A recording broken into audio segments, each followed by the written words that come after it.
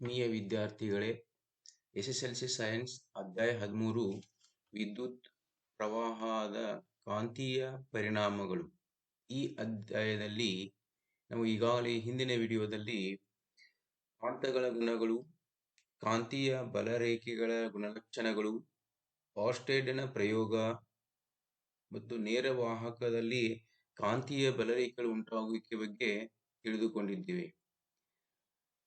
ಇವತ್ತಿನ ಈ ಒಂದು ವಿಡಿಯೋದಲ್ಲಿ ನಾವು ವೃತ್ತಾಕಾರ ವಾಹಕದ ಸುರುಳಿಯಲ್ಲಿ ವಿದ್ಯುತ್ ಪ್ರವಾಹ ಉಂಟಾಗುವ ಕಾಂತಕ್ಷೇತ್ರ, ಸೊಲೆನಾಯ್ಡ್ ಮತ್ತು ಫ್ಲೆಮಿಂಗ್ನ ಎಡಗೈ ನಿಯಮದ ಬಗ್ಗೆ ತಿಳಿದುಕೊಳ್ಳೋಣ. ಈಗಾಗಲೇ ನಾವು ತಿಳಿದುಕೊಂಡಂತೆ ನೇರ ವಾಹಕದಲ್ಲಿ ವಿದ್ಯುತ್ ಹರಿಸಿದಾಗ ಅಲ್ಲಿ ಕಾಂತೀಯ ಬಲರೇಖೆಗಳು ಹೇಗೆ ಉಂಟಾಗುತ್ತವೆ ಅನ್ನೋದಾಗಿ ಅವು ಏಕಕೇಂದ್ರೀಯ ವೃತ್ತಾಕಾರದಲ್ಲಿ ಉಂಟಾಗುತ್ತವೆ ಇದನ್ನು ತಿಳ್ಕೊಂಡಿದ್ದೇವೆ. ಹಾಗೆ ಇವು ವಾಹಕ ತಂತಿಯಿಂದ ದೂರ ಸರಿದಂತೆ ದೊಡ್ಡ ವೃತ್ತಾಕಾರವಾಗುವುದನ್ನು ನೋಡ್ತೀವಿ. ಅಂದರೆ ಇಲ್ಲಿ ಕಾಂತಕ್ಷೇತ್ರವು ವಾಹಕದಿಂದ ದೂರ ಸರಿದಂತೆ ಕಡಿಮೆಯಾಗುತ್ತಿರುವುದನ್ನು ನಾವು ತಿಳಿದುಕೊಂಡಿದ್ದೇವೆ.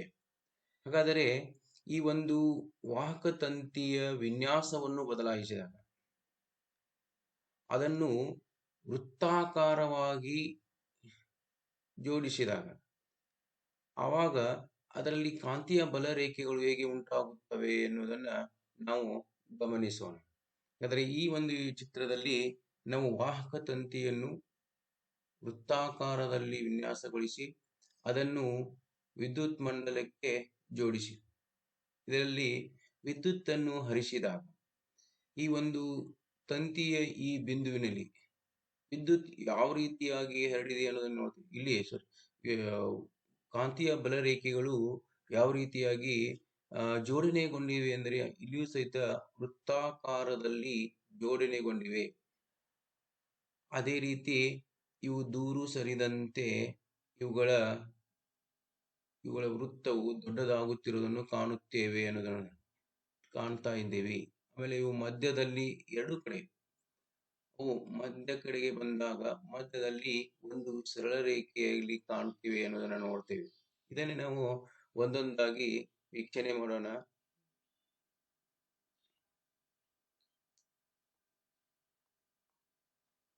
ನೋಡಿ, ಇಲ್ಲಿ ವಿದ್ಯುತ್ ಪ್ರವಾಹವಿರುವ ಸುರುಳಿಯ ವಾಹಕದಲ್ಲಿನ ಪ್ರತಿ ಬಿಂದುವಿನಲ್ಲಿ ಅದರ ಸುತ್ತಲಿನ ಕಾಂತಕ್ಷೇತ್ರವನ್ನು ಪ್ರತಿನಿಧಿಸುವ ಏಕಕೇಂದ್ರೀಯ ವೃತ್ತಗಳು ತಂತಿಯಿಂದ ದೂರ ಸರಿದಂತೆಲ್ಲ ನಿರಂತರವಾಗಿ ದೊಡ್ಡದಾಗುತ್ತಾ ಹೋಗುತ್ತವೆ. ಅಂದ್ರೆ ವಿದ್ಯುತ್ ಪ್ರವಾಹವಿರುವ ಈ ಒಂದು ವಾಹಕದಲ್ಲಿನ ಪ್ರತಿ ಬಿಂದುವಿನಲ್ಲಿ ಅದರ ಸುತ್ತಲಿನ ಕಾಂತಕ್ಷೇತ್ರವನ್ನು ಪ್ರತಿನಿಧಿಸುವ ಈ ಒಂದು ಏಕಕೇಂದ್ರೀಯ ವೃತ್ತಗಳು ತಂತಿಯಿಂದ ದೂರ ಸರಿದಂತೆ ಅವು ದೊಡ್ಡದಾಗುತ್ತಾ ಹೋಗುವುದನ್ನು ಕಾಣುತ್ತೇವೆ.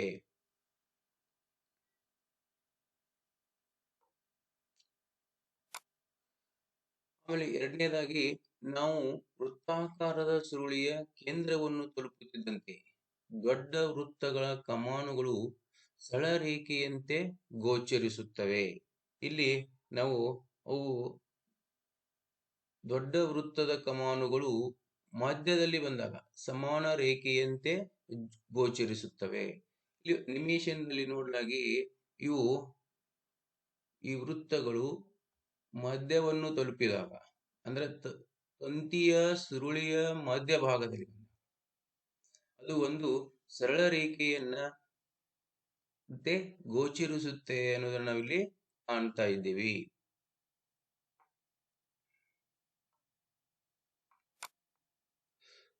ಅದನ್ನ ನಾವಿಲ್ಲಿ ಸ್ಪಷ್ಟವಾಗಿ ನೋಡ್ತಾ ಇದ್ದೇವೆ. ನೋಡಿ, ಈ ಮಧ್ಯ ರೇಖೆಯು ತಂತಿಯ ಒಂದು ಬಿಂದುವಿನಲ್ಲಿ ವೃತ್ತಾಕಾರವಾಗಿ ಈ ಕಾಂತೀಯ ಬಲರೇಖೆಗಳ ಜೋಡಣೆಯನ್ನು ದೂರ ಸರಿಯುತ್ತದೆ. ಮಧ್ಯಕ್ಕೆ ಬಂದಾಗ ಒಂದು ಸರಳ ರೇಖೆಯಂತೆ ಕಾಣ್ತಾ ಇದ್ದೀವಿ. ವಿದ್ಯುತ್ ಪ್ರವಹಿಸುತ್ತಿರುವ ತಂತಿಯ ಒಂದು ನಿರ್ದಿಷ್ಟ ಬಿಂದುವಿನಲ್ಲಿ ಉಂಟಾದ ಕಾಂತಕ್ಷೇತ್ರವು ಅದರಲ್ಲಿ ಪ್ರವಹಿಸುತ್ತಿರುವ ವಿದ್ಯುತ್ ಪ್ರವಾಹವನ್ನು ನೇರವಾಗಿ ಅವಲಂಬಿಸಿರುತ್ತದೆ. ವಿದ್ಯುತ್ ಪ್ರವಹಿಸಿರುವ ತಂತಿ ಒಂದು ನಿರ್ದಿಷ್ಟ ಬಿಂದುವಿನಲ್ಲಿ, ತಂತಿಯ ಯಾವುದಾದರೂ ಒಂದು ನಿರ್ದಿಷ್ಟ ಬಿಂದುವಿನಲ್ಲಿ ಉಂಟಾಗುವ ಕಾಂತಕ್ಷೇತ್ರ ಯಾವ ಅಂಶವನ್ನು ಅವಲಂಬಿಸಿದೆ ಎಂದರೆ, ಒಂದನೇದು ಅದು ಅದರಲ್ಲಿ ಪ್ರವಹಿಸುತ್ತಿರುವ ವಿದ್ಯುತ್ ಪ್ರವಾಹಕ್ಕೆ ನೇರ ಅನುಪಾತದಲ್ಲಿರುತ್ತದೆ. ಅಂದ್ರೆ ಇದರಲ್ಲಿ ಉಂಟಾಗುವ ಕಾಂತಕ್ಷೇತ್ರವು ತಂತಿಯಲ್ಲಿ ವಿದ್ಯುತ್ ಹರಿಯುವಿಕೆ ಹೆಚ್ಚಾದಂತೆ ಕಾಂತಕ್ಷೇತ್ರವು ಹೆಚ್ಚಾಗುತ್ತದೆ. ಇನ್ನು ಎರಡನೇ ಯಾವ ಅಂಶವನ್ನ, ಸುರುಳಿಯು n ಸುತ್ತುಗಳನ್ನು ಹೊಂದಿದ್ದರೆ, ಅಂದ್ರೆ ಎರಡನೇ ಪ್ರಮುಖ ಅಂಶ ಯಾವುದು ಅಂದ್ರೆ, ಸುರುಳಿಯ ಸುತ್ತುಗಳ ಸಂಖ್ಯೆ ಹೆಚ್ಚಾದಂತೆ ಕಾಂತಕ್ಷೇತ್ರವು ಹೆಚ್ಚಾಗುತ್ತದೆ. ಹಾಗಾದರೆ ಒಂದು ವೇಳೆ ಸುರುಳಿಯು n ಸುತ್ತುಗಳನ್ನು ಹೊಂದಿದ್ದರೆ ಅದರ ಕಾಂತಕ್ಷೇತ್ರವು ಸುರುಳಿಯ ಒಂದು ಸುತ್ತಿನಿಂದ ಉಂಟಾದ ಕಾಂತಕ್ಷೇತ್ರಕ್ಕಿಂತ n ರಷ್ಟು ಅಧಿಕವಾಗಿರುತ್ತದೆ. ಅಂದ್ರೆ ಇಲ್ಲಿ ನಾವು ಒಂದು ಸುರುಳಿ ಅಂತ ತೆಗೆದುಕೊಂಡ್ವಿ. ಇಂಥವು ಎರಡು ಸುತ್ತನ್ನು ತೆಗೆದುಕೊಂಡಾಗ ಅದರ ಕಾಂತಕ್ಷೇತ್ರವು ಅದರ ಎರಡರಷ್ಟಾಗುತ್ತೆ. 3 ಸುತ್ತು 4 ಸುತ್ತು ಅಂದ್ರೆ ಸುರುಳಿಯ ಸುತ್ತುಗಳ ಸಂಖ್ಯೆ ಹೆಚ್ಚಾದಂತೆ ಕಾಂತಕ್ಷೇತ್ರವು ಅಧಿಕವಾಗುತ್ತಾ ಹೋಗುತ್ತದೆ. ಸುತ್ತುಗಳ ಸಂಖ್ಯೆ 5 ಇದ್ದರೆ ಅದರ ಕಾಂತಕ್ಷೇತ್ರವು 5ರಷ್ಟು ಹೆಚ್ಚಾಗುತ್ತದೆ. ಏಕೆಂದರೆ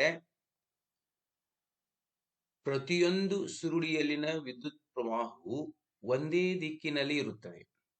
ಪ್ರತಿಯೊಂದು ಸುರುಳಿನ ವಿದ್ಯುತ್ ಪ್ರವಾಹ ಒಂದೇ ದಿಕ್ಕಿನಲ್ಲಿ ಇರುವುದರಿಂದ ಹಾಗೂ ಪ್ರತಿಯೊಂದು ಸುತ್ತಿನಿಂದ ಉಂಟಾದ ಕಾಂತಕ್ಷೇತ್ರವು ಸಂಯೋಜನೆಗೊಳ್ಳುತ್ತದೆ. ಅಂದ್ರ ಪ್ರತಿಯೊಂದು ಸುತ್ತಿನಿಂದ ಉಂಟಾದ ಕಾಂತಕ್ಷೇತ್ರವು ಅಲ್ಲಿ ಕೂಡಲ್ಪಡುತ್ತದೆ.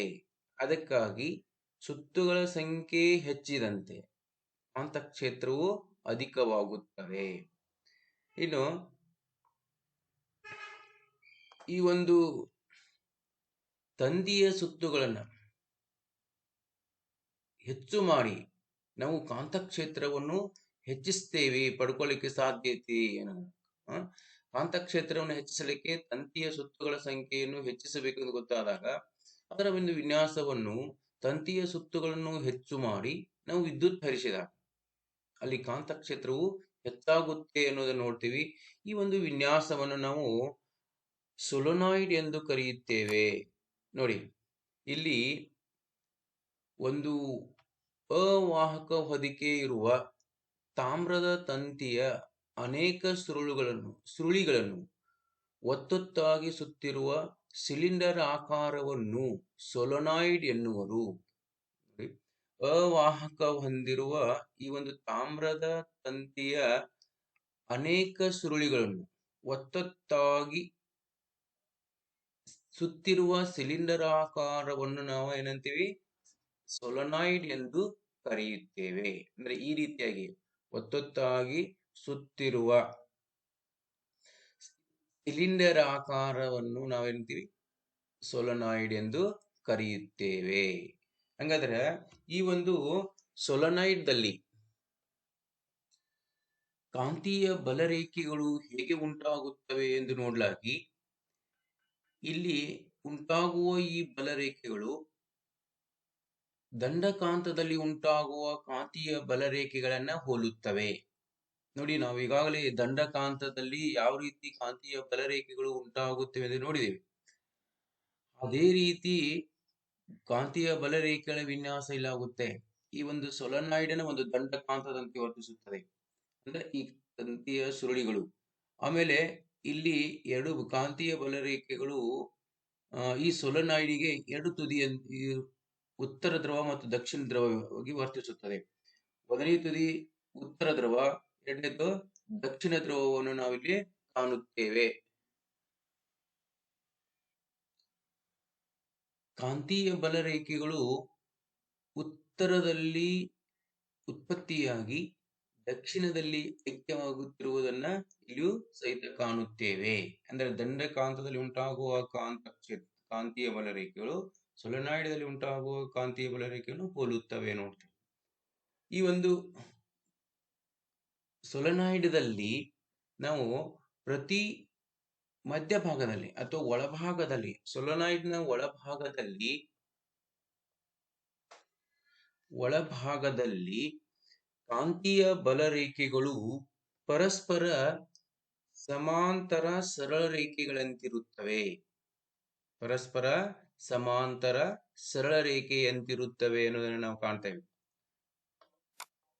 ನೋಡಿ, ಕಾಂತೀಯ ಈ ಒಂದು ಸೊಲೊನಾಯ್ಡ್ದಲ್ಲಿ ಒಳಭಾಗದಲ್ಲಿ ಇಲ್ಲಿ ನಾವು ಸ್ಪಷ್ಟವಾಗಿ ನೋಡ್ತಾ ಇದ್ದೀವಿ,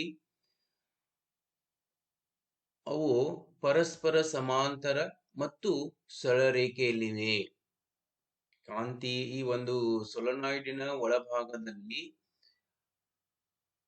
ಕಾಂತೀಯ ಬಲರೇಖೆಗಳು ಒಂದು ಸರಳ ರೇಖೆಯಂತೆ ನಾವಿಲ್ಲಿ ಕಾಣ್ತಾ ಇದ್ದೇವೆ. ಇದು ಏನು ಸೂಚಿಸುತ್ತೆ ಅಂದ್ರೆ, ಸೊಲೊನಾಯ್ಡ್ನ ಒಳಭಾಗದಲ್ಲಿ ಪ್ರತಿ ಬಿಂದುವಿನಲ್ಲಿಯೂ ಕಾಂತಕ್ಷೇತ್ರವು ಸಮನಾಗಿರುತ್ತದೆ ಎಂದು ಸೂಚಿಸುತ್ತದೆ. ಅಂದರೆ ಕಾಂತಕ್ಷೇತ್ರವು ಸೊಲೊನಾಯ್ಡ್ನ ಒಳಭಾಗದಲ್ಲಿ ಏಕರೂಪದಲ್ಲಿರುತ್ತದೆ. ಅದನ್ನು ನಾವು ಅದು ಪರಸ್ಪರ ಸಮಾಂತರ ಮತ್ತು ಸರಳ ರೇಖೆಯಲ್ಲಿರುತ್ತವೆ ಅಥವಾ ಏಕರೂಪದಲ್ಲಿರುತ್ತದೆ ಅನ್ನೋದನ್ನ ನಾವಿಲ್ಲಿ ಕಾಣ್ತಾ ಇದ್ದೇವೆ. ವಿದ್ಯಾರ್ಥಿಗಳೇ, ಈ ಸೊಲೊನಾಯ್ಡ್ ಎಂದರೇನು ಮತ್ತು ಸೊಲೊನಾಯ್ಡ್ನ ಚಿತ್ರ ಬಿಡಿಸಿ ಅಂತಲೂ ಪ್ರಶ್ನೆ ನಿಮಗೆ ಕೇಳಬಹುದು. ಅದಕ್ಕೆ ಹೆಚ್ಚು ಒತ್ತು ಕೊಡಬೇಕಾಗುತ್ತೆ. ನೀವು ಸೊಲೊನಾಯ್ಡ್ ಎಂದರೇನು 1 ಅಂಕದ ಪ್ರಶ್ನೆ ಬರುತ್ತೆ ಅನ್ನೋದನ್ನು ನಾವಿಲ್ಲಿ ಕಾಣುತ್ತೇವೆ.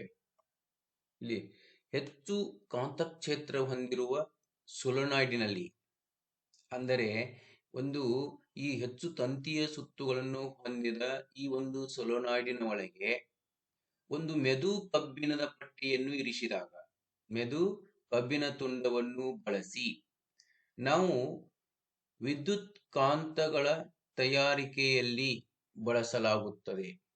ಅಂದರೆ ಈ ಹೆಚ್ಚು ಕಾಂತಕ್ಷೇತ್ರ ಹೊಂದಿರುವ ಸೊಲೊನಾಯ್ಡ್ನಲ್ಲಿ ಮೆದು ಕಬ್ಬಿಣ ಪಟ್ಟಿಯನ್ನಿಟ್ಟು ವಿದ್ಯುತ್ ಹರಿಸಿದಾಗ ಅದು ಕಾಂತದಂತೆ ವರ್ತಿಸುತ್ತದೆ. ಇದನ್ನ ಕೃತಕ ಕಾಂತ ಎಂದು ಅಥವಾ ವಿದ್ಯುತ್ ಕಾಂತ ಎಂದು ಕರೆಯುತ್ತೇವೆ. ಅದರಲ್ಲಿ ಹೆಚ್ಚು ಕಾಂತಕ್ಷೇತ್ರ ಹೊಂದಿರುವ ಸೊಲೊನಾಯ್ಡ್ನಲ್ಲಿ ಮೆದು ಕಬ್ಬಿಣ ತುಂಡನ್ನು ಬಳಸಿ ವಿದ್ಯುತ್ ಕಾಂತಗಳ ತಯಾರಿಕೆಯಲ್ಲಿ ಬಳಸಲಾಗುತ್ತದೆ. ಈ ರೀತಿ ಉಂಟಾದ ಕಾಂತವನ್ನು ವಿದ್ಯುತ್ ಕಾಂತ ಎನ್ನುವರು. ನಿತ್ಯ ಜೀವನದಲ್ಲಿ ನಾವು ಈ ಒಂದು ಕಾಂತದ ಬಳಕೆಗಳು ಎಲ್ಲೆಲ್ಲಿ ಮಾಡ್ತಾ ಇದ್ದೀವಿ, ನೈಸರ್ಗಿಕ ಕಾಂತವನ್ನು ಬಳಸಲಾರದೆ ಅಥವಾ ನಾವು ಕೃತಕ ಕಾಂತವನ್ನು ಬಳಸ್ತೀವಿ. ವಿದ್ಯುತ್ತಿನಿಂದ ಕಾಂತವನ್ನು ಉತ್ಪತ್ತಿ ಮಾಡಿ ಅದನ್ನ ಬಳಕೆ ಮಾಡಿಕೊಳ್ಳುತ್ತೇವೆ ಅನ್ನೋದನ್ನು ನಾವಲ್ಲಿ ಕಾಣ್ತಾ ಇದ್ದೇವೆ. ಹಾಗಾದ್ರೆ ವಿದ್ಯಾರ್ಥಿಗಳು, ಇಲ್ಲೊಂದು ಪ್ರಶ್ನೆ, ನಾವು ಸೊಲೊನಾಯ್ಡ್ ನಲ್ಲಿ ಉಂಟಾದ ಕಾಂತಕ್ಷೇತ್ರವು ಯಾವ ಅಂಶಗಳನ್ನು ಅವಲಂಬಿಸಿದೆ? ಸೊಲೊನಾಯ್ಡ್ ನಲ್ಲಿರುವ ಕಾಂತಕ್ಷೇತ್ರವು ಒಂದನೇದು ಅದು ವಿದ್ಯುತ್ತಿನ ದಿಕ್ಕು, ವಿದ್ಯುತ್ ಹರಿಯುವ ದಿಕ್ಕು ಹಾಗೂ ಹರಿಯುತ್ತಿರುವ ವಿದ್ಯುತ್ತಿನ ಪ್ರಮಾಣ. ಅಂದ್ರೆ ಸೊಲೊನಾಯ್ಡ್ ನಲ್ಲಿ ಕಾಂತಕ್ಷೇತ್ರವನ್ನು ನಾವು ಯಾವ ಅಂಶವನ್ನು, ಹೆಚ್ಚು ಕಾಂತಕ್ಷೇತ್ರ ಉತ್ಪತ್ತಿ ಆಗಬೇಕಾದ್ರೆ ವಿದ್ಯುತ್ತಿನ ಪ್ರವಾಹವನ್ನು ನಾವು ಹೆಚ್ಚಿಸಬೇಕು. ಎರಡನೇದು ಸುರುಳಿಯ ಸುತ್ತುಗಳ ಸಂಖ್ಯೆ ಹೆಚ್ಚಿಸಬೇಕು. ಅಂದ್ರೆ ಇಲ್ಲಿ ಸುರುಳಿಯ ಸುತ್ತುಗಳ ಸಂಖ್ಯೆಯನ್ನು ಹೆಚ್ಚು ಮಾಡಿದರೆ ಅಲ್ಲಿ ಕಾಂತಕ್ಷೇತ್ರ ಏನಾಗುತ್ತೆ?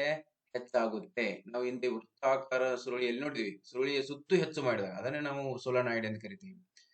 ಇಲ್ಲಿ ಎಷ್ಟು ಸುರುಳಿಯ ಸುತ್ತುಗಳನ್ನು ಹೆಚ್ಚು ಮಾಡುತ್ತೇವೆಯೋ ಅಷ್ಟು ಕಾಂತಕ್ಷೇತ್ರ ಹೆಚ್ಚು ಉತ್ಪತ್ತಿ, ಕಾಂತೀಯ ಬಲ ಹೆಚ್ಚು ಉತ್ಪತ್ತಿಯಾಗುತ್ತೆ ನೋಡಿ. ಇದು ಈ ಸೊಲೊನಾಯ್ಡ್ ಅಲ್ಲಿ ಅದು ಅವಲಂಬಿಸಿರುವ ಪ್ರಮುಖ ಅಂಶವನ್ನು ನಾವಲ್ಲಿ ಕಾಣುತ್ತೇವೆ. ಹಾಗಾದರೆ ಒಂದು ವಾಹಕ ಸುರುಳಿಯನ್ನು ಸೊಲೊನಾಯ್ಡ್ ಎಂದು ನಾವು ಯಾವಾಗ ಕರೆಯುತ್ತೇವೆ? ನೋಡಿ ವಿದ್ಯಾರ್ಥಿಗಳೇ, ಸ್ವಲ್ಪ ನೀವು ಯೋಚನೆ ಮಾಡಿ. ಇದು ಒಂದು ತಂತಿಯ ವಾಹಕ ಸುರುಳಿ ಇದೆ ಅಂತ ತಿಳ್ಕೊಳ್ಳಿ ನೀವು. ಇದನ್ನು ನಾವು ಸೊಲೊನಾಯ್ಡ್ ಎಂದು ಯಾವಾಗ ಕರೆಯುತ್ತೇವೆ? ನೀವು ಮಾಡಿ ವಿಚಾರ ಕರೆಕ್ಟ್ ಇರುವುದೇ. ಅದು ವೃತ್ತಾಕಾರವಾದ ಸುರುಳಿಯ ಸಂಖ್ಯೆ ಹೆಚ್ಚಿಸಿ ಅದನ್ನು ವಿದ್ಯುತ್ ಕೋಶಕ್ಕೆ ಸಂಪರ್ಕಿಸಿದಾಗ ಅದನ್ನು ಸೊಲೊನಾಯ್ಡ್ ಎಂದು ಕರೆಯುತ್ತೇವೆ. ನೋಡಿ, ಒಂದು ವಾಹಕ ಸುರುಳಿಯನ್ನು ಯಾವಾಗ ನಾವು ಸೊಲೊನಾಯ್ಡ್ ಎಂದು ಕರಿತೀವಿ ಅಂದ್ರೆ ವೃತ್ತಾಕಾರ ಸುರುಳಿಯ ಸಂಖ್ಯೆಗಳನ್ನು ಹೆಚ್ಚಿಸಿ ಅದನ್ನು ನಾವು ಎದಕ್ಕೆ ಜೋಡಿಸಬೇಕು? ವಿದ್ಯುತ್ ಕೋಶಕ್ಕೆ ಜೋಡಿಸಿದಾಗ ಅದನ್ನು ನಾವು ಸೊಲನಾಯ್ಡ್ ಎಂದು ಕರೆಯುತ್ತೇವೆ. ಇಲ್ಲಿ ನೋಡ್ತೇವೆ ಪ್ಲಸ್ ಮೈನಸ್ಗೆ ಜೋಡಿಸಿದಾಗ ಅದು ಸೊಲನಾಯ್ಡ್ ಆಗಿರುತ್ತೆ ಅನ್ನೋದನ್ನು ನಾವಲ್ಲಿ ಕಾಣುತ್ತೇವೆ. ವಿದ್ಯಾರ್ಥಿಗಳೇ, ನಾವು ಈಗಾಗಲೇ ಹಿಂದೆ ಕಾಂತ ಕ್ಷೇತ್ರವು ವಾಹಕಕ್ಕೆ ಹೊಂದಿಕೊಂಡಿರುವ ಕಾಂತದ ಮೇಲೆ ಬಲವನ್ನು ಪ್ರಯೋಗಿಸುತ್ತದೆ ಎಂಬುದನ್ನು ತಿಳಿದುಕೊಂಡಿದ್ದೇವೆ. ಹಾಗಾದರೆ ಕಾಂತವೂ ಸಹ ವಿದ್ಯುತ್ ಪ್ರವಾಹವಿರುವ ವಾಹಕದ ಮೇಲೆ ಸಮ ಮತ್ತು ವಿರುದ್ಧವಾದ ಬಲವನ್ನು ಪ್ರಯೋಗಿಸುತ್ತದೆ ಎಂಬುದನ್ನು ನೋಡಿ. ಕಾಂತವೂ ಸಹ ವಿದ್ಯುತ್ ಪ್ರವಾಹವಿರುವ ವಾಹಕದ ಮೇಲೆ ಸಮ ಮತ್ತು ವಿರುದ್ಧವಾದ ಬಲವನ್ನು ಪ್ರಯೋಗಿಸುತ್ತದೆ ಎಂಬುದನ್ನು ಆಂಡ್ರೆ ಮೇರಿ ಆಂಪಿಯರ್ ಇವರು ಈ ಒಂದು ವಿಷಯವನ್ನು ಸೂಚಿಸಿದರು. ಅಂದರೆ ಕಾಂತಕ್ಷೇತ್ರವು ವಾಹಕಕ್ಕೆ ಹೊಂದಿಕೊಂಡಿರುವ ಕಾಂತದ ಮೇಲೆ ಬಲ ಪ್ರಯೋಗಿಸುತ್ತದೆ. ಹಾಗೆಯೇ ಕಾಂತವೂ ಸಹ ವಿದ್ಯುತ್ ಪ್ರವಾಹವಿರುವ ವಾಹಕದ ಮೇಲೆ ಸಮ ಮತ್ತು ವಿರುದ್ಧವಾದ ಬಲವನ್ನು ಪ್ರಯೋಗಿಸುತ್ತದೆ ಎಂಬುದನ್ನು ತಿಳಿಸಿಕೊಟ್ಟವರು ಆಂಡ್ರೆ ಮೇರಿ ಆಂಪಿಯರ್. ಹಾಗಾದರೆ ಕಾಂತಕ್ಷೇತ್ರದಿಂದ ಉಂಟಾದ ಬಲವು ವಿದ್ಯುತ್ ಪ್ರವಾಹವಿರುವ ವಾಹಕದ ಮೇಲೆ ಹೇಗೆ ವರ್ತಿಸುತ್ತದೆ? ಇದನ್ನು ನಾವು ಒಂದು ಚಟುವಟಿಕೆಯ ಮೂಲಕ ನೋಡೋಣ. ಇಲ್ಲಿ ಅದನ್ನು ತಿಳಿದುಕೊಳ್ಳಲಿಕ್ಕೆ, ಅಂದ್ರೆ ಕಾಂತಕ್ಷೇತ್ರದಲ್ಲಿ ವಿದ್ಯುತ್ ಪ್ರವಾಹವಿರುವ ವಾಹಕದ ಮೇಲೆ ಬಲ ಹೇಗೆ ಉಂಟಾಗುತ್ತದೆ ತಿಳ್ಕೊಳ್ಳಿಕ್ಕೆ ಒಂದು ಚಟುವಟಿಕೆ ನೋಡಿ. ಇಲ್ಲಿ ಒಂದು ಸ್ಟ್ಯಾಂಡು, ಆಮೇಲೆ AB ಅಲ್ಯೂಮಿನಿಯಂ ತಂತಿ, AB ಅಲ್ಯೂಮಿನಿಯಂ ಸಲಾಕೆಯನ್ನು ತೆಗೆದುಕೊಂಡಿದೆ. ಆಮೇಲೆ ಕುದುರೆ ಲಾಳಾಕೃತಿ ಅಯಸ್ಕಾಂತ, ಕುದುರೆ ಲಾಳಕಾಂತ ಮತ್ತು ವಾಹಕ ತಂತಿ ವೇಗ. ಇಲ್ಲಿ AB ಸಲಾಕೆಗೆ ಈ ವಾಹಕ ತಂತಿಯ ಎರಡೂ ತುದಿಗಳನ್ನು ಜೋಡಿಸಿ ಅದನ್ನು ಸರಾಗವಾಗಿ ತೂಗು ಬಿಡಲಾಗಿದೆ. ಆಮೇಲೆ ಕುದುರೆ ಲಾಳಕ ಅಯಸ್ಕಾಂತವನ್ನು ಈ ಮಧ್ಯದಲ್ಲಿ ಸರಾಗವಾಗಿ ತೂಗು ಹಾಗೆ ಸಲಾಕೆಯನ್ನು ಜೋಡಿಸಲಾಗಿದೆ. ಇದನ್ನು ಜೋಡಿಸಿ ವಿದ್ಯುತ್ ಪ್ರವಹಿಸಿದಾಗ ಇಲ್ಲಿ ಸಲಾಕೆ ಚಲಿಸುವುದನ್ನು ಗಮನಿಸುತ್ತೇವೆ. ಅಂದ್ರೆ ಅದನ್ನೇ ನಾವು ಈ ಅನಿಮೇಷನ್ ನಲ್ಲಿ ನೋಡ್ತಾ ಇದ್ದೀವಿ. ಅನಿಮೇಷನ್ ನಲ್ಲಿ ನಾವು ಕಾಣ್ತಾ ಇದ್ದೀವಿ ನೋಡಿ. ಯಾವಾಗ ವಿದ್ಯುತ್ ಹರಿಸಿದಾಗ ಸಲಾಕೆ ಚಲಿಸುವುದು, ವಿದ್ಯುತ್ ಹರಿಸಿದಾಗ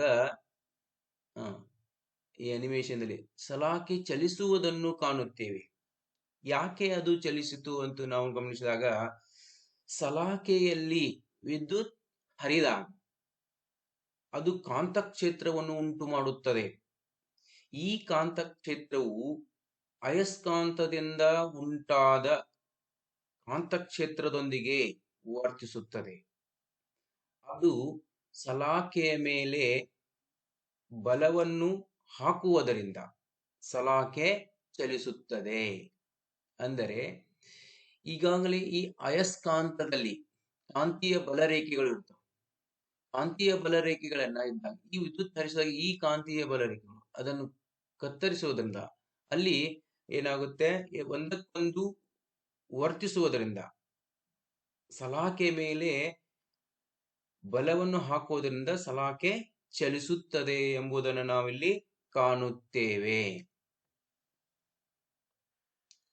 ಈ ಚಟುವಟಿಕೆಯಲ್ಲಿ ಸಲಾಕೆಯ ಸ್ಥಾನಪಲ್ಲಟವು ಸೂಚಿಸುವುದು ಏನೆಂದರೆ, ವಿದ್ಯುತ್ ಪ್ರವಾಹವಿರುವ ಅಲ್ಯೂಮಿನಿಯಂ ಸಲಾಕೆಯನ್ನು ಕಾಂತಕ್ಷೇತ್ರದಲ್ಲಿ ಇರಿಸಿದಾಗ ಅದು ಬಲವನ್ನು ಅನುಭವಿಸುತ್ತದೆ. ಹಾಗೂ ವಾಹಕದ ಮೂಲಕ ಪ್ರವಹಿಸುತ್ತಿರುವ ವಿದ್ಯುತ್ ಪ್ರವಾಹವನ್ನು ನೋಡಿ, ಈ ವಾಹಕದ ಮೂಲಕ ಪ್ರವಹಿಸುತ್ತಿರುವ ವಿದ್ಯುತ್ ಪ್ರವಾಹವನ್ನು ನಾವು ಬದಲಾಯಿಸಿದಾಗ ಅಥವಾ ವ್ಯತಿರಿಕ್ತಗೊಳಿಸಿದಾಗ, ದಿಕ್ಕನ್ನು ಬದಲಾಯಿಸಿದಾಗ ನಾವು ಎ ಇಂದ ಬಿ ಇಂದ ಎಗೆ ವಿದ್ಯುತ್ ಹರಿಸ್ತಾ ಇದ್ದೇವೆ. ಇನ್ನು ಎ ಇಂದ ಬಿಗೆ ವಿದ್ಯುತ್ ಹರಿಸಿದಾಗ ಈ ಒಂದು ಅಲ್ಯೂಮಿನಿಯಂ ಸಲಾಕೆಯಲ್ಲಿ ಎ ಇಂದ ವಿದ್ಯುತ್ ಹರಿಸಿದಾಗ ಅಂದ್ರೆ ದಿಕ್ಕನ್ನು ವ್ಯತಿರಿಕ್ತಗೊಳಿಸಿದಾಗ ಬಲದ ದಿಕ್ಕು ಸಹ ಬದಲಾಗುತ್ತದೆ, ವ್ಯತಿರಿಕ್ತಗೊಳ್ಳುತ್ತದೆ ಎಂದು ನಾವು ನೋಡುತ್ತೇವೆ. ಈಗ ಕಾಂತಕ್ಷೇತ್ರದ ದಿಕ್ಕು ಲಂಬವಾಗಿ ಕೆಳಮುಖವಾಗಿ ಮಾಡಲಾಗಿ ಕಾಂತದ ಎರಡೂ ದ್ರವಗಳನ್ನು ನಾವು ಅದಲು ಬದಲು ಮಾಡಿದಾಗ ಪ್ರವಾಹಿಯುವ ಸಲಾಕೆ ಮೇಲೆ ವರ್ತಿಸುವ ಬಲದ ದಿಕ್ಕು ಸಹಿತ ಏನಾಗುತ್ತೆ, ಹಿಮ್ಮುಖವಾಗುತ್ತೆ, ಅದು ಬದಲಾಗುತ್ತೆ ಅನ್ನೋದನ್ನು ನಾವಲ್ಲಿ ಕಾಣಬಹುದು. ಹಾಗೆ ವಾಹಕದ ಮೇಲೆ ವರ್ತಿಸುವ ಬಲವು ಅಂದ್ರೆ ವಾಹಕ ತಂತಿ ಮೇಲೆ ವರ್ತಿಸುವ ಬಲವು ವಿದ್ಯುತ್ ಪ್ರವಾಹದ ದಿಕ್ಕು ಮತ್ತು ಕಾಂತಕ್ಷೇತ್ರದ ದಿಕ್ಕನ್ನು ಅವಲಂಬಿಸಿದೆ ಎಂಬುದನ್ನು ನಾವಲ್ಲಿ ನೋಡುತ್ತೇವೆ. ಇದನ್ನು ನಾವು ಗಮನಿಸಿ, ವಿದ್ಯುತ್ ಪ್ರವಾಹದ ದಿಕ್ಕು ಮತ್ತು ಕಾಂತಕ್ಷೇತ್ರದ ದಿಕ್ಕನ್ನು ಅವಲಂಬಿಸಿದೆ ಎಂಬುದನ್ನು ನಾವಲ್ಲಿ ಕಾಣುತ್ತೇವೆ.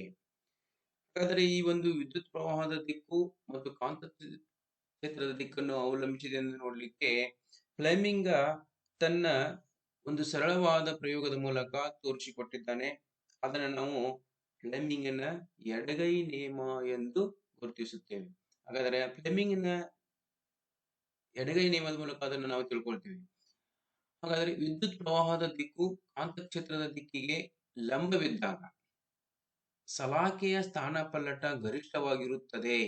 ಇನ್ನೊಂದನ್ನು ನಾವು ನೋಡ್ತೇವೆ, ವಿದ್ಯುತ್ ಪ್ರವಾಹದ ದಿಕ್ಕು ಕಾಂತಕ್ಷೇತ್ರದ ದಿಕ್ಕಿಗೆ ಲಂಬವಿದ್ದಾಗ ಸಲಾಕೆಯಲ್ಲಿ ಸ್ಥಾನಪಲ್ಲಟವು ಗರಿಷ್ಠವಾಗಿರುತ್ತದೆ. ಸಲಾಕೆಯಲ್ಲಿ ಸ್ಥಾನಪಲ್ಲಟ ಯಾವಾಗ ಗರಿಷ್ಠವಾಗಿರುತ್ತದೆ ಅಂದ್ರೆ ಅದು ವಿದ್ಯುತ್ ಪ್ರವಾಹದ ದಿಕ್ಕಿಗೆ ಕಾಂತಕ್ಷೇತ್ರದ ದಿಕ್ಕಿಗೆ ಲಂಬವಿದ್ದಾಗ, ವಿದ್ಯುತ್ ಪ್ರವಾಹದ ದಿಕ್ಕು ಕಾಂತಕ್ಷೇತ್ರದ ದಿಕ್ಕಿಗೆ ಲಂಬವಿದ್ದಾಗ ಅದರರ್ಥ ಬಲದ ಪ್ರಮಾಣವು ಅಧಿಕವಾಗಿರುತ್ತೆ ಅನ್ನೋದನ್ನು ನಾವಲ್ಲಿ ಕಾಣುತ್ತೇವೆ. ಅದನ್ನ ಈ ಒಂದು ವಿದ್ಯುತ್ ಪ್ರವಾಹದ ದಿಕ್ಕು, ಕಾಂತಕ್ಷೇತ್ರದ ದಿಕ್ಕು ಮತ್ತು ವಾಹಕದ ಬಲದ ದಿಕ್ಕು, ಈ ಮೂರೂತನ್ನು ತೋರಿಸಲಿಕ್ಕೆ ಫ್ಲೆಮಿಂಗ್ ಒಂದು ಸರಳ ಚಟುವಟಿಕೆಯನ್ನು ಮಾಡಿ ಅದನ್ನ ಫ್ಲೆಮಿಂಗಿನ ಎಡಗೈ ನಿಯಮ.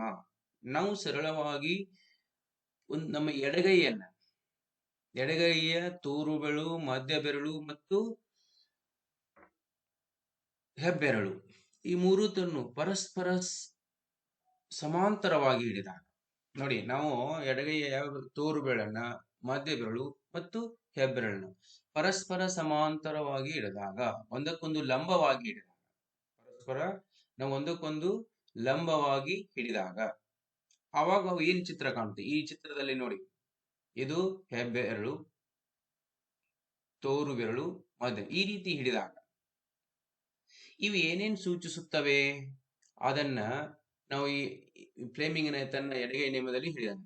ಈ ನಿಯಮದ ಪ್ರಕಾರ ಎಡಗೈ ಹೆಬ್ಬೆರಳು, ತೋರು ಬೆರಳು ಮತ್ತು ಮಧ್ಯದ ಬೆರಳುಗಳು ಪರಸ್ಪರ ಲಂಬವಾಗಿರುವಂತೆ ಹಿಡಿದುಕೊಂಡಾಗ ತೋರು ಬೆರಳು ಕಾಂತಕ್ಷೇತ್ರದ ದಿಕ್ಕನ್ನು, ಅಂದ್ರೆ ಅಲ್ಲಿ ನಾವು ಈಗಾಗಲೇ ಹೇಳಿದ್ವಿ, ಕಾಂತಕ್ಷೇತ್ರದ ದಿಕ್ಕು ಯಾವುದನ್ನು ತೋರಿಸುತ್ತೆ? ಇಲ್ಲಿ ತೋರು ಬೆರಳು ಕಾಂತಕ್ಷೇತ್ರದ ದಿಕ್ಕನ್ನು, ತೋರು ಬೆರಳು. ಮಧ್ಯದ ಬೆರಳು ವಿದ್ಯುತ್ ಪ್ರವಾಹದ ದಿಕ್ಕನ್ನು, ಮಧ್ಯದ ಬೆರಳು ವಿದ್ಯುತ್ ಪ್ರವಾಹದ ದಿಕ್ಕನ್ನು ತೋರಿಸುತ್ತದೆ. ಆಮೇಲೆ ಹೆಬ್ಬೆರಳು ವಾಹಕದ ಮೇಲೆ ವರ್ತಿಸುವ ಬಲವನ್ನು ಅಥವಾ ಚಲನೆಯ ದಿಕ್ಕನ್ನು ತೋರಿಸುತ್ತದೆ. ಇದನ್ನ ಫ್ಲೆಮಿಂಗಿನ ಎಡಗೈ ನಿಯಮ ಎಂದು ಕರೆಯುತ್ತಾರೆ. ವಿದ್ಯಾರ್ಥಿಗಳೇ, 2 ಅಂಕದ ಪ್ರಶ್ನೆ ಬರ್ತಿದೆ. ಫ್ಲೆಮಿಂಗಿನ ಎಡಗೈ ನಿಯಮವನ್ನು ಬರೆಯಿರಿ. ಆವಾಗ ನೀವೇನ್ ಮಾಡ್ಬೇಕು, ನಾವು ಎಡಗೈಯ ಹೆಬ್ಬೆರಳು, ತೋರು ಬೆರಳು ಮತ್ತು ಮಧ್ಯ ಬೆರಳುಗಳು ಪರಸ್ಪರ ಲಂಬವಾಗಿ ಹಿಡಿದಾಗ ತೋರು ಬೆರಳು ಕಾಂತಕ್ಷೇತ್ರದ ದಿಕ್ಕನ್ನು, ಮಧ್ಯ ಬೆರಳು ವಿದ್ಯುತ್ ಪ್ರವಾಹದ ದಿಕ್ಕನ್ನು ಹಾಗೂ ಹೆಬ್ಬೆರಳು ವಾಹಕದ ಮೇಲೆ ವರ್ತಿಸುವ ಚಲನೆಯ ದಿಕ್ಕನ್ನು ತೋರಿಸುತ್ತದೆ. ಇದನ್ನು ನಾವು ಫ್ಲೆಮಿಂಗಿನ ಎಡಗೈ ನಿಯಮ ಎಂದು ಹೇಳುತ್ತೇವೆ. ಇದನ್ನು ನೀವು ಗಮನದಲ್ಲಿ ಇಡಬೇಕು. ವಿದ್ಯಾರ್ಥಿಗಳೇ, ವಿದ್ಯುತ್ ಪ್ರವಹಿಸುತ್ತಿರುವ ವಾಹಕ ಮತ್ತು ಕಾಂತಕ್ಷೇತ್ರವನ್ನು ಬಳಸುವ ಕೆಲವು ಸಾಧನಗಳನ್ನು ನಾವು ನಿತ್ಯ ಜೀವನದಲ್ಲಿ ಬಳಸ್ತಾ ಇದ್ದೀವಿ. ಅವುಗಳನ್ನು ನೋಡಲಾಗಿ ಅದು ವಿದ್ಯುತ್ ಮೋಟಾರ್. ಇಲ್ಲಿ ವಿದ್ಯುತ್ ಪ್ರವಹಿಸುವ ವಾಹಕ ಮತ್ತು ಕಾಂತಕ್ಷೇತ್ರ ಎರಡನ್ನು ಬಳಕೆಯಾಗಿದೆ. ಅದೇ ರೀತಿ ನಾವು ಜನರೇಟರ್ ನೋಡ್ತಾ ಇದ್ದೀವಿ. ಧ್ವನಿವರ್ಧಕ, ಮೈಕ್ರೋಫೋನ್ಗಳು ಮುಂತಾದವುಗಳಲ್ಲಿ ಈ ಒಂದು ವಿದ್ಯುತ್ ಪ್ರವಹಿಸುವ ವಾಹಕ ಮತ್ತು ಕಾಂತಕ್ಷೇತ್ರವನ್ನು ಅವಲಂಬಿಸುವ ಸಾಧನಗಳನ್ನು ನಾವು ಇಲ್ಲಿ ಕಾಣ್ತಾ ಇದ್ದೇವೆ ಅನ್ನೋದನ್ನ ನೋಡ್ತೇವೆ. ಈ ಚಿತ್ರಗಳಲ್ಲಿ ನೋಡ್ತಾ ಇದ್ದೇವೆ. ಇಲ್ಲಿ ಈ ಒಂದು ಚಿತ್ರವನ್ನು ಗಮನಿಸಿ. ಚಿತ್ರದಲ್ಲಿ ಇರುವಂತೆ ಒಂದು ಇಲೆಕ್ಟ್ರಾನ್ ಅಯಸ್ಕಾಂತೀಯ ಕಾಂತಕ್ಷೇತ್ರಕ್ಕೆ ಲಂಬವಾಗಿ ಪ್ರವಹಿಸುತ್ತಿದೆ. ಇಲೆಕ್ಟ್ರಾನಿನ ಮೇಲೆ ವರ್ತಿಸುವ ಬಲದ ದಿಕ್ಕು ಯಾವುದು ಅಂತ ಕೇಳಿದ್ದಾರೆ. ನೋಡಿ, ಒಂದು ಇಲೆಕ್ಟ್ರಾನ್ ಅಯಸ್ಕಾಂತೀಯ ಕ್ಷೇತ್ರಕ್ಕೆ ಲಂಬವಾಗಿ ಪ್ರವಹಿಸುತ್ತಿದೆ. ಇಲೆಕ್ಟ್ರಾನಿನ ಮೇಲೆ ವರ್ತಿಸುವ ಬಲದ ದಿಕ್ಕು ಅಲ್ಲಿ 4 ಆನ್ಸರ್. ಬಲಕ್ಕೆ ಇರುತ್ತದೆ, ಎಡಕ್ಕಿರುತ್ತದೆ, ಪುಟದಿಂದ ಹೊರಗಿರುತ್ತದೆ ಅಥವಾ ಪುಟದ ಒಳಗೆ ಇರುತ್ತದೆ. ಇಲ್ಲಿ ಸರಿಯಾದ ಆನ್ಸರ್ ನಾವು ಪುಟದ ಒಳಗಿರುತ್ತದೆ. ಏಕೆಂದರೆ ಫ್ಲೆಮಿಂಗಿನ ಬಲಗೈ ನಿಯಮದ ಪ್ರಕಾರ ಬಲದ ದಿಕ್ಕು ಕಾಂತಕ್ಷೇತ್ರ ಮತ್ತು ವಿದ್ಯುತ್ ಪ್ರವಾಹದ ದಿಕ್ಕಿಗೆ ಏನಿದೆ, ಲಂಬವಾಗಿರುತ್ತದೆ. ಕಾಂತಕ್ಷೇತ್ರ ಮತ್ತು ವಿದ್ಯುತ್ ಪ್ರವಾಹ ದಿಕ್ಕಿಗೆ ಲಂಬವಾಗಿರುತ್ತದೆ. ಹಾಗಾದ್ರೆ ಇಲೆಕ್ಟ್ರಾನ್ಗಳ ಚಲನೆಯ ದಿಕ್ಕನ್ನು ನಾವು ಈಗಾಗಲೇ ನೋಡಿದ್ವಿ. ಇಲೆಕ್ಟ್ರಾನ್ಗಳ ಚಲನೆಯ ದಿಕ್ಕನ್ನು ವಿದ್ಯುತ್ ಪ್ರವಾಹದ ದಿಕ್ಕಿಗೆ ವಿರುದ್ಧವಾಗಿ ತೆಗೆದುಕೊಳ್ಳಲಾಗುತ್ತದೆ. ಅದಕ್ಕಾಗಿ ಬಲವು ಪುಟದ ಒಳಗೆ ನಿರ್ದೇಶಿಸಲ್ಪಡುತ್ತೆ ಅನ್ನೋದನ್ನು ನಾವಿಲ್ಲಿ ಗಮನಿಸುತ್ತೇವೆ.